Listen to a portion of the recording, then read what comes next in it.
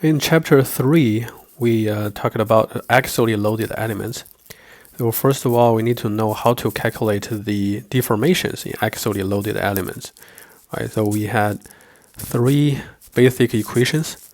The first one is delta equals FL over EA, and we had the examples and the derivation. So we derived this equation right, from the basic equations, right? From the stress, strain, and then deformation, right? Then the second one is just for multiple sections. Well, the first equation is for single section. Well, the second one is for multiple sections connected together when different sections has different loading, different length, different E, different area, etc. You just calculate them separately, then add them together. Well, the third equation is for variant cross-section or other variant properties. But normally we only consider the changing variation in the cross-section area. And we assume that the E is a constant, right? So here's to solve this type of problems.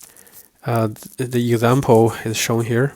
So when you have one end fixed and you have several sections connected together and is subjected to different loading, F1, F2, F3, to the interfaces and ends, right? Then how to solve the overall deformation, at this end, okay? So the first step will be free body equation, a free body diagram. Then based on that, you can write equilibrium equations, then solve the internal forces. It's key to identify that, to realize that all of the F values used in the three equations are internal forces, right? They are internal forces, not external loading, right? So you need to cut it here, and cut it here, right? Then find out the internal forces, right? Using the internal forces to fit the equations, then to fit equation 2, right? To fit the equation 2, then use it to solve the overall deformation.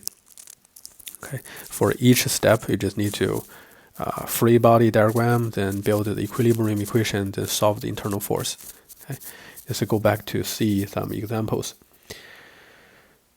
And the more difficult thing is indeterminate elements, right? So we have three different cases of indeterminate axially loaded elements.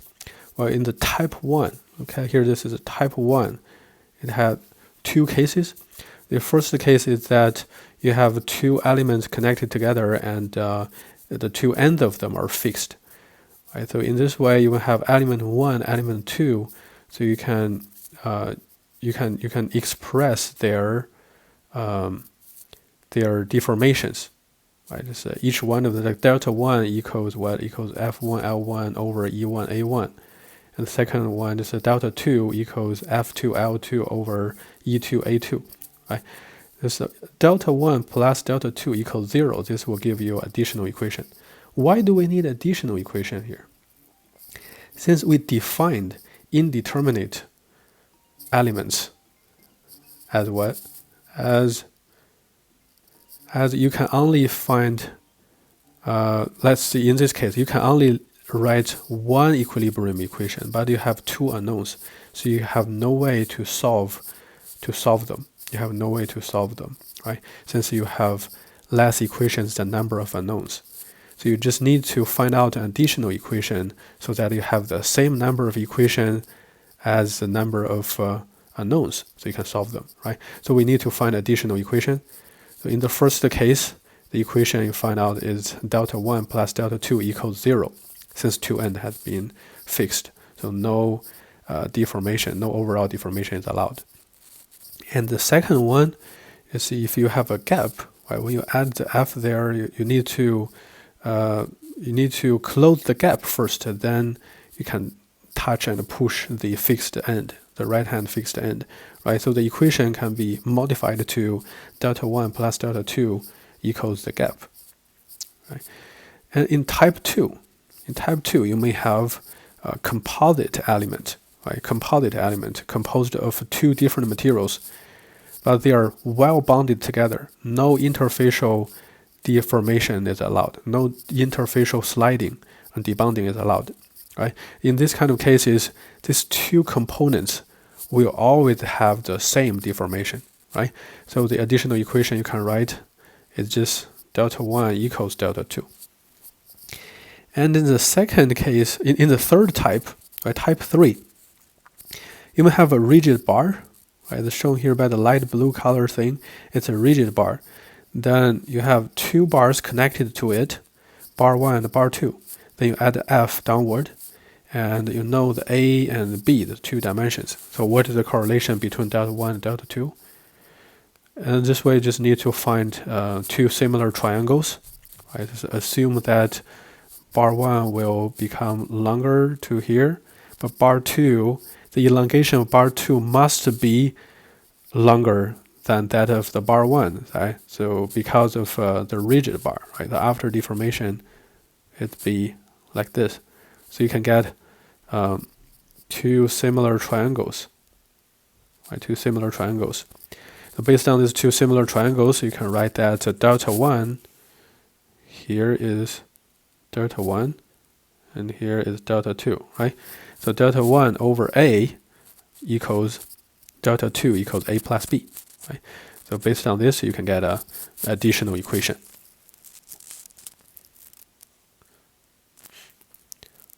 Those are the knowledge in chapter 3, right?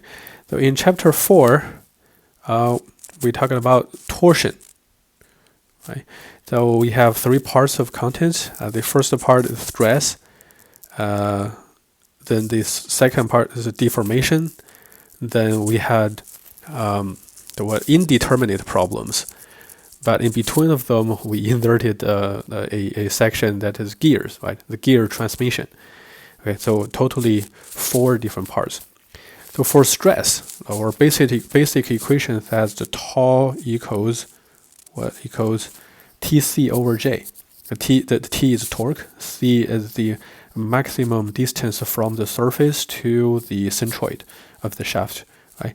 So we normally only care about two types of shafts: solid circle and hollow circular shaped shafts. Okay, for both of them, you need to be familiar with the equation to calculate J. Right, for the solid shape, you have J equals pi over 32 times d to the 4th. Right, for the hollow circular shaft, you have J equals pi over 32 external d to the 4th minus internal d to the 4th. If you connect it to the contents in later chapters, you should realize that for these two shapes, the J equals 2 times of I. Right? Since the I, the moment of inertia, equals pi over 64 d to the 4th, right? So this is just J equals 2 times I, but only for circular shaped cross sections, not for other shapes. And then we need to be familiar with direction and signs of the torque, right? So here we use the right-hand rule, right? If give you a torque, you should be able to use the right-hand rule to determine the directions of them, right? The directions of it. Well, we use double-headed arrow to denote the direction of the torque, right? So here we noted the positive torque and the negative torque, right? You can use your right-hand rule to judge which one is positive, which one is negative. Then based on that, if you are given a loaded element, so can you draw the free body diagram and then build equilibrium equations? Just go back to check several examples. Okay, then here is the case. Right, so sometimes you may have double-headed arrows in the same directions at two ends of one element. In that case, you must have a external torque to it, as noted by this one, to make it in equilibrium. Otherwise, it's not in equilibrium. That is out of scope of mechanics of materials. Okay. And for the deformation for torsional elements does not become longer or shorter. is kind of angle, right? It's called angle of twist. The angle of twist is denoted by phi, right? Then the phi, the basic equation is phi equals TL over GJ. We also derived this equation, so you can go back if you're interested to check the process of how we derived this equation. And for multiple sections, you may have different torque, but again, I need to emphasize that the torque, the T used in these equations are internal torques, right? The internal forces. You need to find out it from the free body diagram and equilibrium equations, right? So different sections may have different T, different length, different G, and different J, right? So you need to determine them separately, then add them together to solve the overall angle of a twist at the end of a composite torsional element. Right? Again, go back to check a couple of examples for this thing. Then in the third part, we deal with transmission in gears. We had 5 rules, right? Those 5 rules are the key to solve the problems. But I summarized them into golden rules. Please go back to check our lecture 11. Should be lecture 11, right? The most important things are summarized here. Number 1 rule is the power is a constant, right? Power equals torque times angular velocity, right? That is a constant. And the rule number 2 is in contacted gears. If 2 gears are contacted to each other, are locked to each other, the larger one always have larger T, larger torque, but smaller angular velocity and smaller angle of twist. Right? And the rule number 3 says that the gears connected through a shaft. Right? If 2 gears are not locked to each other but connected through a shaft, the angular velocity will be a constant. Well, since power is a constant, so if the angular velocity is a constant, the T must be a constant, right? But how about angle of a twist? Is angle of a twist a constant? No, right? This is not necessarily a constant. It depends on the amount of torque you added to it, right? Since the angle of twist will increase following the length of the shaft, right? It will increase. It is not a constant. Then the last part of this chapter will be indeterminate problems. Okay, we may also have indeterminate torsional elements. One example is shown here.